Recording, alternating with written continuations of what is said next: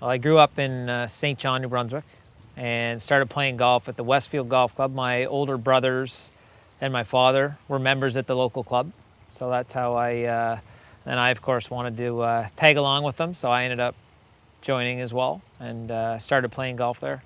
When I graduated high school, I quite quickly decided I wanted to become a golf professional and join the PGA of Canada, and did that in my first summer of university.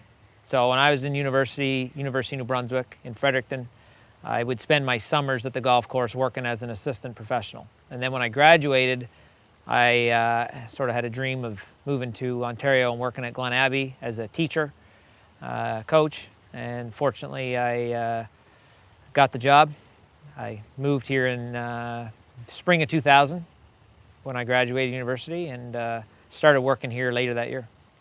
Yeah, it was a great time for me to get into the Glen Abbey Golf Academy. Tom Jackson was just building it. It was really ramping up, getting the programs going and bringing in new coaches. So when I started, Sean Foley had also recently been hired, and Sean and I were sort of the young guns, if you will, early 20s, and the rest of the crew were all 30s, 40s, 50s. So they were all older, had families, and really Sean and I had an opportunity to build our business. They would hand us a lot of the opportunities that came to the academy. We were young and hungry and wanted to teach a lot. So we taught a lot together, ran all the junior programs, and spent a lot of time together. So for me, it was good timing to work alongside Sean for 6 years and get to know him and learn from him. He was and is as hungry to learn and coach as anybody in the world. So it was always interesting coming to work every day, and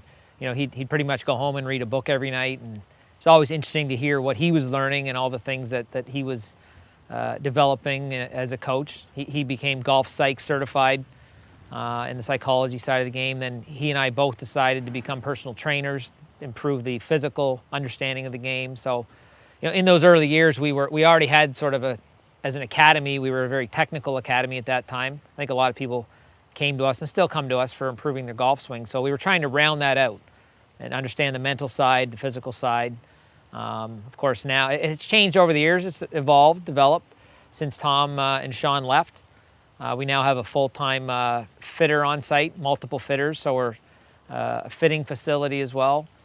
When I took over the director of instruction job, when Sean and Tom left, for me that was an opportunity to just take the progression we were on and continue it and build it out and try to improve and just keep improving. So it's been fun. I've enjoyed it.